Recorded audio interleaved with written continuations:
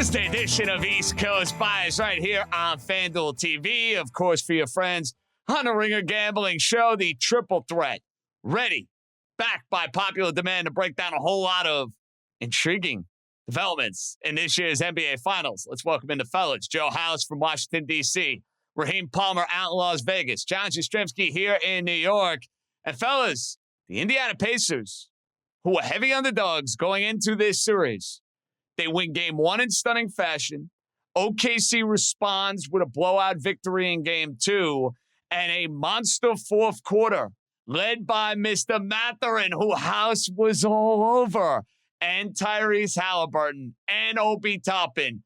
Pacers playing defense. Pacers with a collective team effort, and they go and win this game in the fourth quarter. Joe House, you know, the Mathurin contribution's a huge deal. Halliburton bouncing back is a huge deal. But if you're going to ask me why Indiana won game three, it's the sum of the parts, which has been a theme and has been a common denominator in a whole lot of these Pacer games. We got that in game three. And I actually think we got some unbelievable defense out of the Pacers. You know, we spend so much time talking about the brilliance, and rightfully so, of Oklahoma City's defense.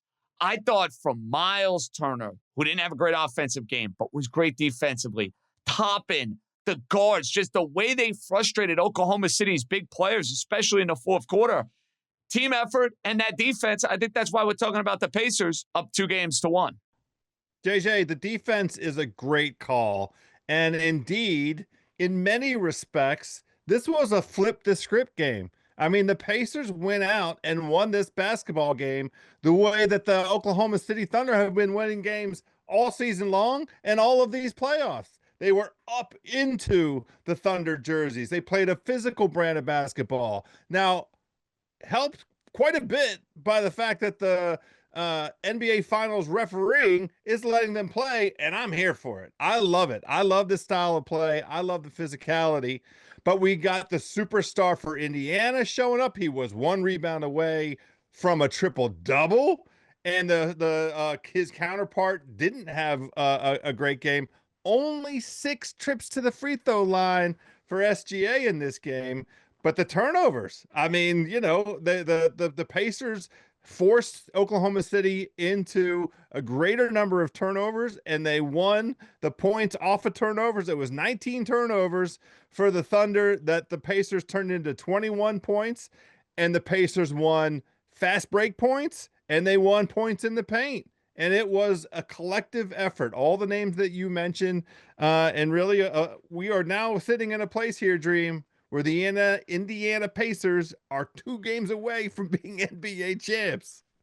Yeah, I mean, this is absolutely unbelievable. And, you know, we said at the start of the series that, you know, turnovers were going to be the key for the series. I mean, this is strength versus strength. The Indiana Pacers, they typically don't turn the ball over. And OKC, they force a ton of turnovers. I mean, if you go back to game one, the Pacers had a 24% turnover rate. In game two, 16% turnover rate. Well, tonight, it was far less than that. I mean, in large parts of this game, they had 11% turnover rate. And, you know, when that's not happening, it feels like the Thunder are very mortal and they're extremely beatable, because when I look on the other end of the floor, the Indiana Pacers, they have the better half-court offense and they have more creators. They have guys like Mathurin who stepped up tonight big. I mean, 27 points for Benedict Mathurin, 9 for 12 from the field, 2 for 3 from 3. And then you got TJ McConnell.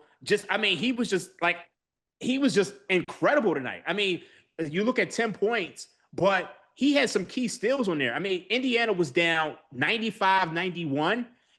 TJ McConnell makes a play, and then he gets a steal to tie the game. And before you know it, Indiana's in the lead. So Indiana has way more creators, and it just feels like when I look at the Thunder, if they're not forcing turnovers, it's really just the SGA and Jalen Williams show, because they don't have too many other guys who can create like the Indiana Pacers. Dream, I am so glad you brought up TJ McConnell. Such an excellent, excellent observation. And we've seen it now the last 2 years in the postseason, how he has changed the dynamic of certain games and he has flipped scripts of certain games. He did that again here in game 3, because OKC got off to a good start offensively. Chet Holmgren got off to a real good start offensively. And it looked like the Pacers almost in a way kind of needed a spark. McConnell gives that to him. He should not be overlooked. Obi Toppin should not be overlooked. And again, the totality of the Pacers and the amount of different ways they can beat you, it's what has made them this dynamic team that we've seen really throughout this postseason. House, here's another narrative that does not go away after game number 3. The Oklahoma City Thunder, once again on the road in a postseason game. We saw 2 against Memphis. We saw 3 against Denver. We saw 2 against Minnesota. And now we see 1 against Indiana. House, OKC still coverless on the road in these playoff spots. Yeah, I think the number now is 0 for 8, and I think they're 4 for 4 in a straight up posture. But let's go ahead and continue with the TJ McConnell love, because he's the first player in NBA history to come off the bench and score 10 points and dish out 5 assists and get the 5 steals. NBA history, gents. Now, that is just a small part of that larger story. The Indiana Pacers bench scored 49 points to the Oklahoma City Thunder 18 points. And if you get that kind of offering from, now you're not going to have Mathurin with 27 and 22, an incredible game reflective of his incredible talent. But we keep seeing different guys step up at different moments with these contributions. And the hard thing to forecast as we sit down here and try and assess this thing, what direction is this series headed, is which role player, which bench guy is going to step up at what moment, because we got, great games from Oklahoma City out of Aaron Wiggins in the previous game and so on and so forth. But the key here was indeed the overall physicality that I thought the Indiana Pacers brought as a whole. They took the game to the Thunder, and it took SGA how many attempts to get to his 24? I think it was 20 attempts to get to 24 points. That's not efficient basketball. And here's the thing, and we've been looking at this. If Oklahoma City is in a close game in the fourth quarter against the Pacers, I like the Pacers. Advantage Indiana. Yeah. It's not even close. Yeah, right. Not even close. Every time, right? Yeah, I mean, if you look, Indiana's played what? You're talking about 18 playoff games? A lot of playoff games. 5, 6, and now they've played 3. So do the math. Yeah. So Indiana's only lost 1 game by 6 points or less. The other 3 postseason losses have come by 16 points, Bucks in game 3, 22 points, Cavs in game 3, 17 points, Knicks in game 5. And then the other loss was against Oklahoma City in game 2, in which they lost by 17 points. Every other game, they've won.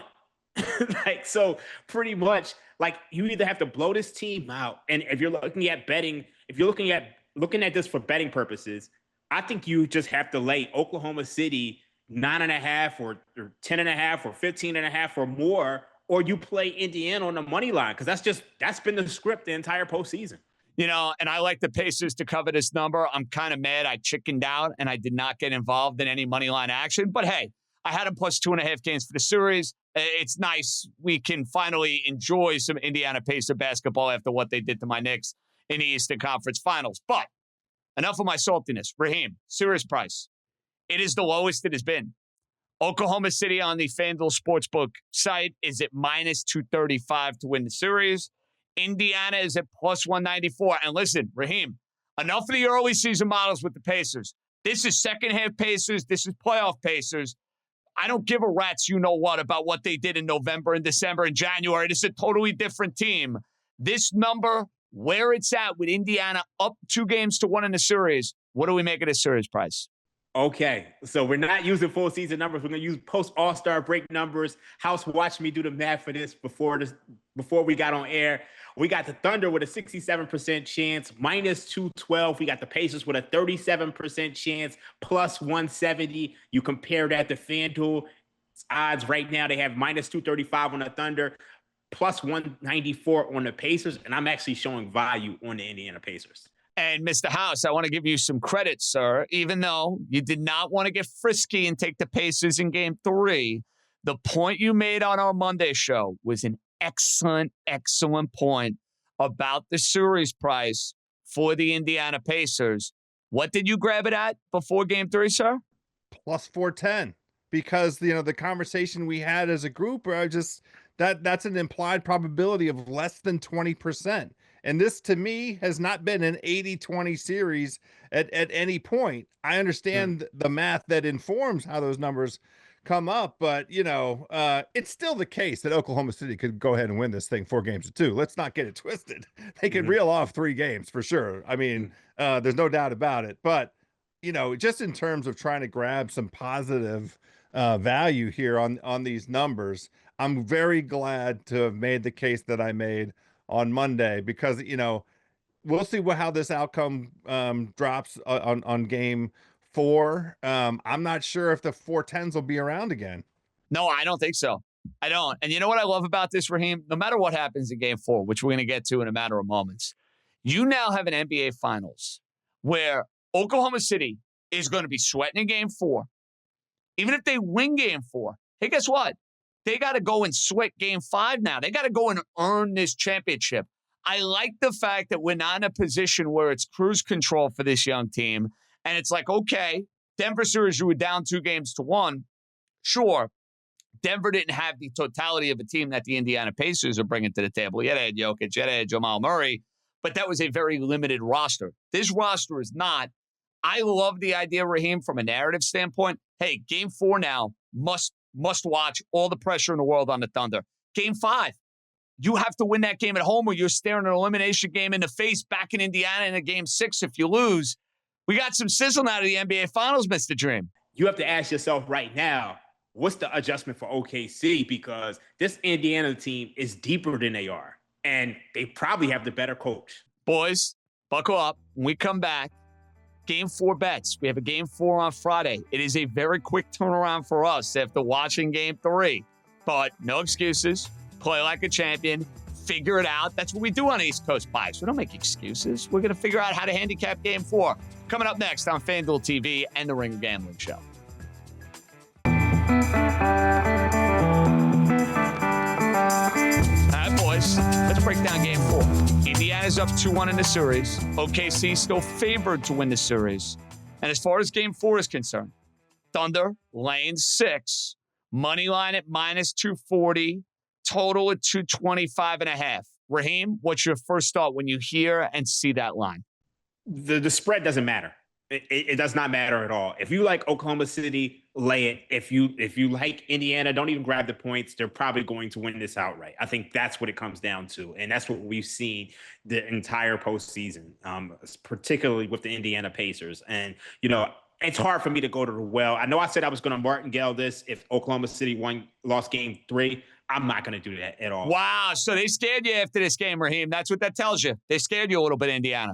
Yeah, they scared me a lot because I truly believe that Indiana is the deeper team. And like I said before, if Indiana isn't turning the ball over, Oklahoma City looks extremely mortal. And when you have the deeper team, you have the better half-court offense. It's just like, let's be real. How many guys do you trust on Oklahoma City to get their own shot?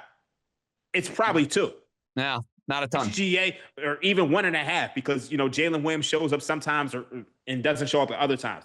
If you look at Indiana, I can trust Halliburton. I could trust Neesmith. I could trust Siakam. I could trust Nembhard to handle the ball.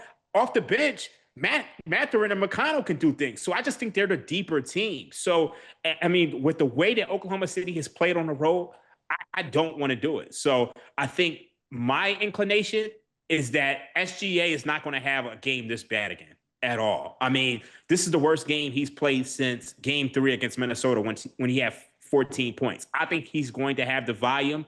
I'm looking at SGA over points. That's how I want to play this. Yeah, I feel the same way as Dream in terms of the SGA bounce back, and I'm already putting into my machine SGA assists.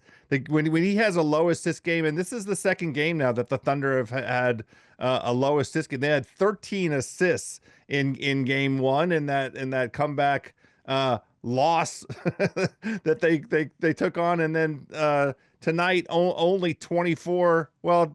16 assists, only 16 assists.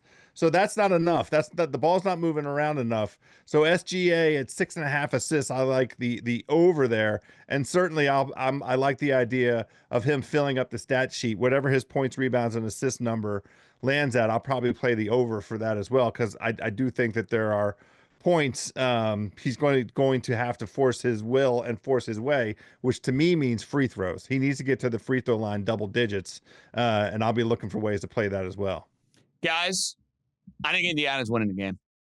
Am I crazy? I have gotten completely sucked in by this team. I love the way they play. I love the way they responded multiple times in this game. They responded in the first quarter after getting their rear ends kicked in game 2. They responded in the fourth quarter after Oklahoma City looked like they were taking a commanding lead. They were up by 4 or 5 points. Williams hit the 3 at the end of the third quarter, and they bounced back. And again, Raheem, we are talking about an Oklahoma City team that has not covered a road playoff game all postseason. So the way I'm looking at this, I'm going to take the 6 with Indiana, but the mistake I made in game 3, I am not going to make it in game 4. I'm going to sprinkle a little bit here on the money line with the Pacers. I'm on the Pacers. I think they're live. I think they're dangerous. I think they can absolutely play with this team. They're not intimidated at all by playing this team. I'm on the Pacers, big boy. I can't argue with that. Like I truly can't, because like at the end of the day, Oklahoma City, they're just 4-4 straight up on the road, 0-8 against the spread on the road. Like, I don't know if you can, and it's like, I hate to be the guy who says, there's no home court advantage, but clearly when it comes to Oklahoma City, there's a home court advantage. And I think at some point in time, you have to trust that. So I'm not mad at you. I mean, I'm probably staying away from a side on this one, but I understand it. Yeah, the scary thing, if you're a Thunderbacker, is that they won the 3-point battle. They shot almost 46% from 3, and that was with an 0 for 6 from Chet. He was 0 for 6 from 3-point land, and they still, because of the turnovers, I mean, the Pacers only shot 33% from 3, and we were saying handicap-wise that, it's 3-point variance that would be the thing for the Pacers. Yes, that's still a possible outcome here, but it's really this depth thing. I mean, the Pacers had 4 guys play double-digit minutes off their bench, and Oklahoma City, they only had 3 such guys, but Wiggins was one of them with only, with 10 minutes. Caruso was the only guy with significant minutes. They're back to Isaiah Hartenstein only playing 18 minutes, and he's not making any kind of impact. They have made a decision, Oklahoma City, to play small, and they're going to have to live with it. If the Pacers are going to be physical like this, I would say Oklahoma City needs to figure out a way to get Hartenstein on the floor. But that's up to Coach Dagnall before game 4, fellas. These props, fellas, with the Indiana Pacers are really, really tricky. They are insanely tricky because they're playing so many different guys. You're trying to figure out who's hot, who's not. This was a big Mathurin game. This was a big Obi Toppin game. This was a big TJ McConnell game, so it kind of pulled Nembhard out of the mix. Neesmith got in foul trouble. He was kind of out of his element. And House, you mentioned what was going on with Pascal Siakam early in the game. 2 props I like, guys, and I'll cede the floor to you. Raheem, I'm going back to the well with McConnell, 10-plus points. I think Carlisle looks at him and says, hey, he's our Energizer Bunny. The crowd feeds off of him. I'm going to ride him a little bit more, and you're getting a good price on McConnell. If you want to get him over points, it's like 6.5, 7.5. You want to get him over 10, it's a little under 2-1. I'm playing that, and then I'm looking at Caruso for Oklahoma City because there are certain guys that team has a trust level in these big games. He's one of those guys. I'm taking him 2+ made threes at -110 or +110. So McConnell, Caruso, 2 guys I'm targeting for props. Raheem, I know you like SGA. The rest of the prop board, Indiana's a hot mess. What are we thinking? I'm struggling with Indiana just because I think they're challenging everything I thought I knew about postseason basketball. Like previously, when you look at postseason basketball, they shorten the bench. There's smaller rotations. Well, this team is going 10 deep in the NBA postseason. And at any given time, anybody could step up. Obi Toppin had that big game 1. He only had 8 points tonight. Benedict Mathurin, he's had moments to where he's completely disappeared. 27 points tonight. So I think, the most sure bet is probably like a Siakam. I think we gave this out on Monday. Siakam over 18.5 points. We gave that out. I think you got to go back to the well with him in terms of his points and his rebounds. We gave that out on Monday. I think Siakam is one of the sure bets for Indiana in order to win this series because everybody else comes and goes. Halliburton has his moments, and then there's other times to where he's getting other people involved. But I think you could just stick with Siakam when it comes to the Pacers props. Yeah, my only concern with anything having to do with Siakam is Obi Toppin cutting into his minutes because of how physical Obi's been. Obi's been the perfect antidote, and Miles Turner had a great defensive game. He really did, House. He really did. Ended up with 20 and 10. That speaks to the talent. But you know what, though, House? You mentioned Chet's point total. How many of those came in the first quarter when he was red hot? You know, I think he had 14 or 15 points in the first quarter. After that, he was basically a non-factor in the game. Exactly right. That's right. And that's another testament to the resilience of the Pacers. I'm putting together some plays. I love that McConnell over 6.5. He's so important to them. I have SGA over 6.5 assists. I'm going to go ahead and play SGA over 33.5 points. I'm going to go ahead and play the Oklahoma City money line. I do think that this is going to be a split series going back. I'm just saying out loud, if you want to play a little 4-leg same game parlay with those four, the price is plus 591. I'm just saying it. So you mentioned the money line. I know you're talking about the props and throwing those in there. For this game, though, you like laying it with OKC with the points, or no? You got a little heebie-jeebies. Okay. Under no circumstances. I'm willing to play them on the money line, and that's it. Needed to qualify. I like those parlay legs. And if they give us a little profit boost for a little SGP, which FanDuel has been taking care of that throughout these NBA postseason, this NBA playoff, you know, the boys are always looking for a profit boost any which way they can. I like those. Joe House, couple of good props, hopefully, to send us on our way to Game 4 of the NBA Finals being a good one. All right, fellas, when we come back, we will have a little fun. Raheem, go get a little breather, get a little water, maybe have a little snack in the green room, maybe get a massage. We're going to bring in House's buddy, Nathan Hubbard, who goes from chatting with Miley Cyrus to now chatting with me and House. I know, sorry. It's a little bit of a letdown. I apologize, Nathan. A little bit of a letdown, but we got a U.S. Open at Oakmont. The rough is ridiculous. The course is ridiculous. I want to see PGA players struggling, and we got to find some winners. So, fairway rolling, meet East Coast bias. Yeah, that's coming up next, right here on FanDuel TV and the Ringer Gambling Show.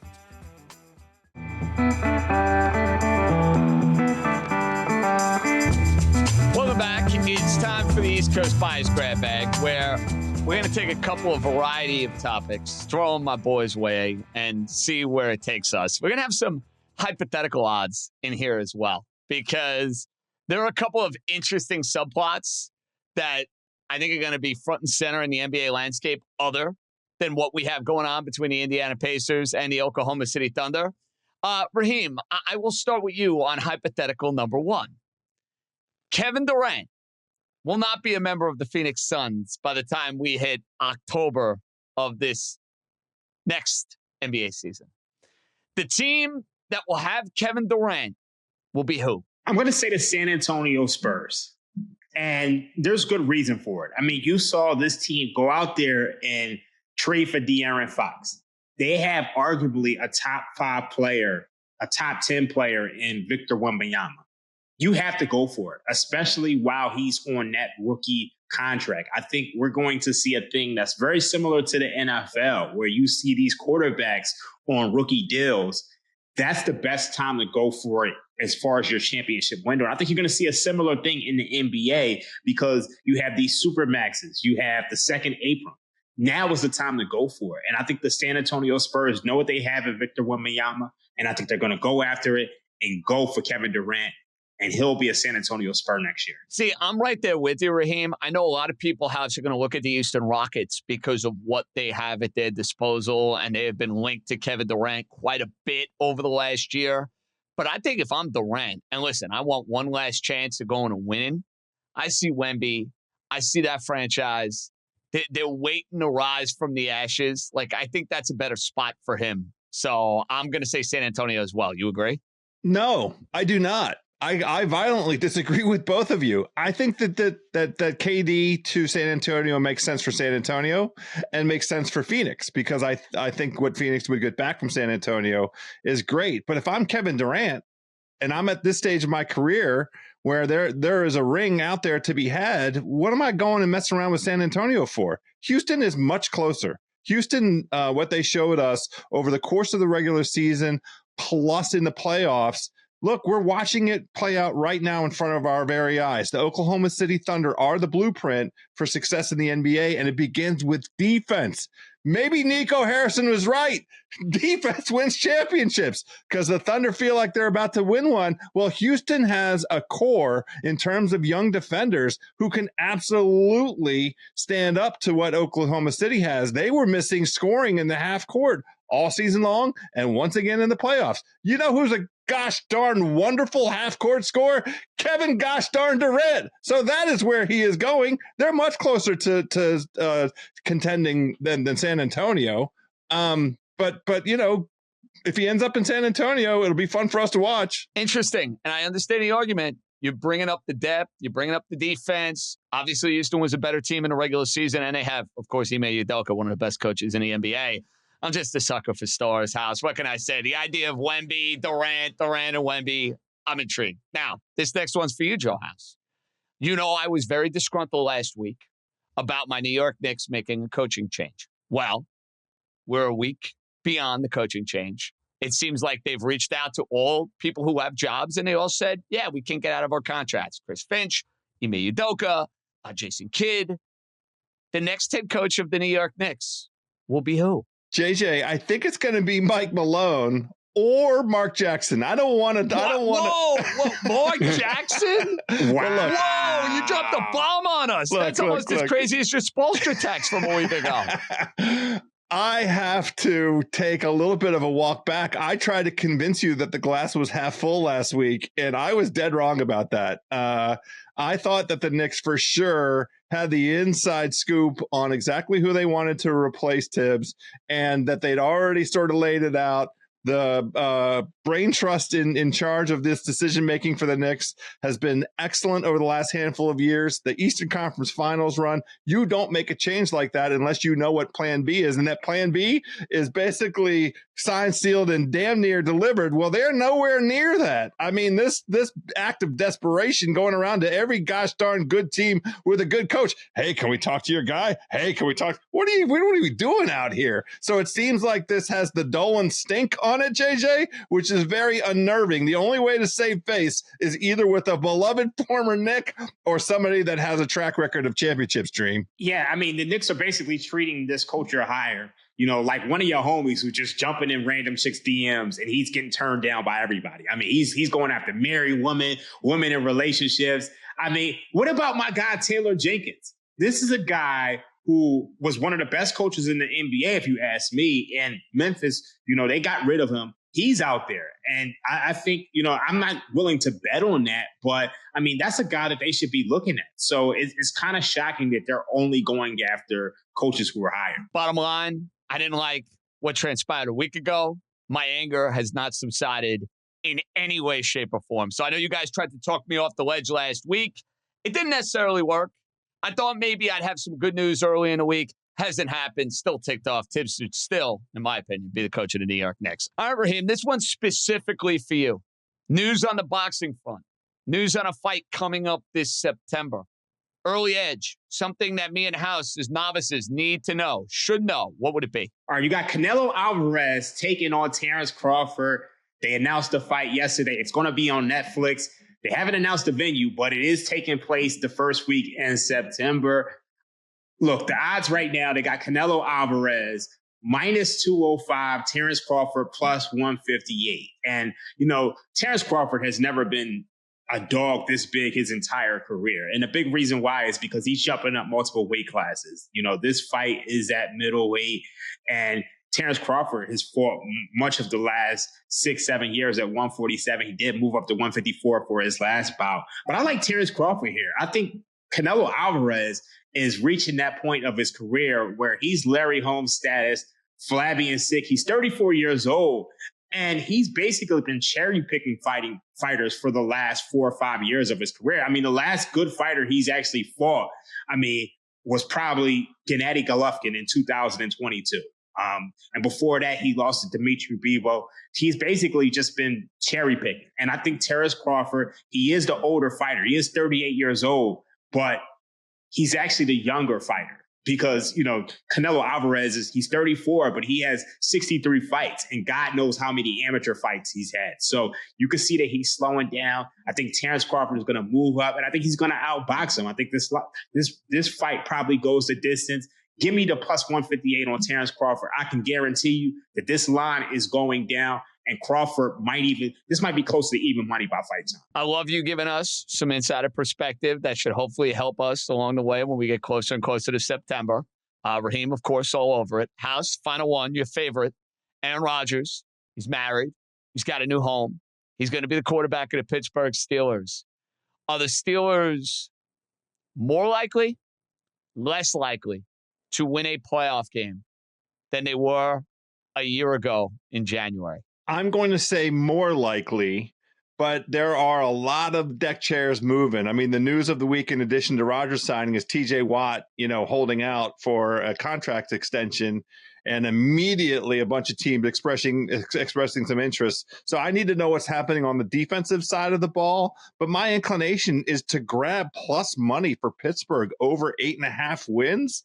I mean, we've been watching this movie for a long time, and it keeps having the same ending. You're just asking Mike Tomlin to get to 9 wins, and you want to give me plus money in the FanDuel Sportsbook at plus 110? Aaron Rodgers just needs to be upright. They need to protect him and not have him running around Dream. If they can do that, for sure, there was elements of some of the accuracy. It wasn't all season long, but some of the accuracy that the Hall of Fame resume contains was shown. We saw flashes with the Jets, Dream. Yeah, I totally agree. I definitely think they're better with Aaron Rodgers than they were with Justin Fields and Russell Wilson. But it's tough for me to just, think that this team is going to truly make noise. I think Aaron Rodgers is getting older. So they're probably better than they were last year. But that's still probably 9-8, 10-7 at best. Boys, all I know is this: Week 1 against the New York Jets and Justin Fields. I can't wait on the Ringer Sunday pregame to give you my wisest wager. Spoiler alert: Steelers -3. Steelers money line. Mike Tomlin is not losing to Justin Fields. Aaron Rodgers not losing to the New York Jets. Not happening. No way, no how. When we come back on this loaded edition of East Coast Bias, we look ahead to game number 4 on Friday of the NBA Finals. Best bets. Maybe House will have a bonus golf play for us with the U.S. Open. We'll have to wait and see. We'll wrap it up with a bang. Coming up next.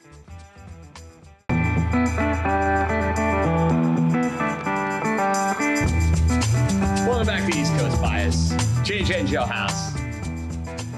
Getting the privilege of being joined by Mr. Fairway Rolling, a man of many talents, Nathan Hubbard. We need you. Your buddy basically summons you to the bat signal. It's U.S. Open time. It's your East Coast Bias debut. You ready to rock and roll? JJ, I'm happy to be here. From the East Coast originally, so I got all the bias you need. That's what we're talking about. Now, House, you got to fill me in because I am crashing now a little impromptu fairway rolling. What is it that you guys like to do the day before, in this case, the day of a major, that is like our last bit of knowledge, insight that we got to share with the audience? This is where you guys kind of enlighten me a little bit. So what is it, House? Yeah, so we get a preview up at the beginning of the week with the inimitable Justin Ray. That one's up. Please go back and check. You see how we did. But then what we like to do, Nathan and I, is once all of the press conferences have been conducted and there's been actual play on the golf course under the conditions that the guys are likely to confront, we like to fine tune a little bit. We like to narrow it down. Some guys reveal themselves to be instant cross-offs, and some guys are like, I had an inclination and that now maybe I bite down a little bit harder. So that's where we're at, JJ. And the beautiful thing with the FanDuel Sportsbook is even though there is play already on that golf course, the odds are all live, all of your finishing position, all of your wins, you can still jump in and get this action down. Fair enough. So, Nathan, what have you learned in the last 24 to 48 hours that you feel like you got to put to the test here and you got to use to your advantage? That House was a man ahead of his time by knowing that Rory McIlroy is struggling. I mean, his press conference was defensive. He would not even name the model of tailor-made driver he's playing. He has still got some real bitterness. And candidly, he's being a little bit petty with the media this week. And when Rory's in that mode, it's just never great. I think he is really struggling with a hangover from the Masters win. Understandably, there was a lot of emotion we saw come out of him. I think it's going to take him a while to recover. And House's bet on him missing the cut does not look bad. House, you still feel good about that, I think. Yeah, plus 235. I mean, I wish it was even juicier, but this is not the tournament nor the place to go, in search of, to be trying to find something. This ain't it. The crazy thing with Rory is nobody's played better in the U.S. Open over the last 5 years than Rory. I mean, all he's done is rack up top 5 finishes, but I don't want anything to do with him when his mind seems to be wandering in the many directions that it is, Nate Dogg. Yeah, I mean, the last 2 years of the U.S. Open, Rory should have won. He should have won at LACC, and he obviously should have won at Pinehurst #2. I think he's coming in. Rory tries things on for size a lot when it comes to his emotions. And right now he's trying on being short and bratty in press conferences, and it doesn't feel good. The best that we ever see Rory is when he's comfortable, in his element, in his groove. That's not this week. Interesting. Okay, Nate. So when you're trying to look at golfers you like, top 10, top 5 to win this thing, is it driving accuracy? The rough at Oakmont looks insane. A buddy of mine was there a month ago and said it's soup. It's insane. You've never seen anything like it in your life. And it puts Bethpage to shame, which I'm like, holy smokes, it put Bethpage to shame. What are we talking about here?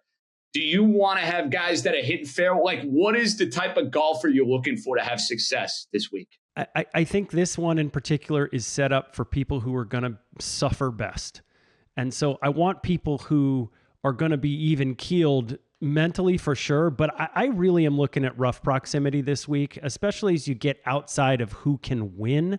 I think at House and I will tell you there's really 5 guys who we think can win, and it's Scotty, it's Bryson, it's Rory, it's Jon Rahm, and it's Xander. And right now you can get Jon Rahm at the same odds as Rory, which is crazy to us because House, I mean, you should talk about Rahm. He was on the ground this week. You saw his driver in play. Yeah, Jon Rahm is getting all kinds of action for me in terms of finishing positions. And I will have I haven't jumped onto it all the way yet, but for him to win, it would surprise no one. First of all, I was at the Live Virginia event last week, got to see up close and personal his driver, his accuracy. And, he is finding fairways very comfortably, with ease, I would say. He also is in great headspace. Like his press conferences this week were excellent, and all the lead up stuff. Somebody put him in front of a camera and had him run down the list of U.S. Open winners since 2000. Man, pulled it right. I mean, he's just in good headspace. He's in a good mindset. Yeah, he really is a student of the game. But I think rough proximity is the stat that I'm looking at, JJ. And so when I look at other guys outside of those top 5 who I think can perform this week, Justin Thomas is 4th in rough proximity. He's 4th in shots gained total. His problem has been off the tee this year, but he's gained shots off the tee in his last 3 starts. That includes 2 big boy golf tournaments at Truist and Memorial. He was T2 at Truist. He's sitting there at plus 360 to top 10. I'm not sure this is a week he can win, but it feels like a week with the way that he plays the golf ball out of the rough that he can definitely hang around. He's shown us repeatedly that he's got some dog in him. He's struggled a bit outside of those PGA championships, but I think that's an interesting stat. And for that reason, I'm also looking at a guy like Bud Colley, who's sitting out there right now at plus 400 for a top 20. He's 10th in proximity from the rough, 10th in shots gained total, 15 on approach overall. The guy's got a T6 at the Players, T4 at Valspar, T5 at Valero, 3rd at Charles Schwab a few weeks ago. He's quietly up to 58th in the world, sitting there plus 400 for a top 20. I like it. Okay, boys. I have a couple of top 10s and 20s I want to fire at you because House and I are in lockstep agreement. We're in on our guy, Bryson. I have Bryson to win this thing. Shoffley, House has convinced me every which way on Shoffley. So those are two outrights I've played. But I like getting in the weeds here, Nate, with the top 10s, with the top 20s. Out of these three, who do you like the best? Who is the worst of the bunch? I threw in top 10, top 20, top 5. Tommy Fleetwood, Shane Lowry, Patrick Reed. Your thoughts?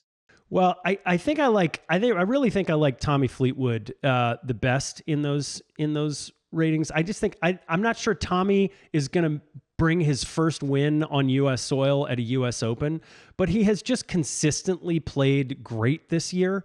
So I like that the best. I worry a bit about Shane Lowry because Shane, there's always a lot. Listen, he's played well at these U.S. Opens, but I think this week is going to be a sufferfest. And we have seen a few times this year where Shane has really lost his temper. So I worry about Shane in that regard.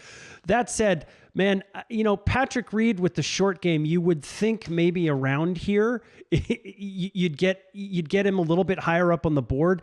It's just that, he missed the cut at the PGA, played well at the Masters, but in last week off the tee in Virginia, he lost almost 2 shots. And I just think if Patrick Reed is playing out of the rough on his approach shots, it's going to be a tough week for him. Yeah, I agree with that ranking. Patrick Reed did play in the 2016 U.S. Open here at Oakmont and shot 74-74. Obviously, Shane Lowry, was the right there on the leaderboard. He finished right behind Dustin Johnson. He was tied for second at 1 under. So Shane, you like his odds. And then Tommy Fleetwood is a U.S. Open expert. The funny thing, Nate said you don't expect him to get his first win on U.S. soil. He damn near did it at Shinnecock. I mean, Koepka had to birdie at one of those last 2 holes to grab that victory by a stroke. But I think Nate's got the ranking 100% right, JJ. All right, boys. Now, I'm going to kind of give you open forum on this, Nate. You can give me an outright for round 1. You could give me some top 5, top 10s. But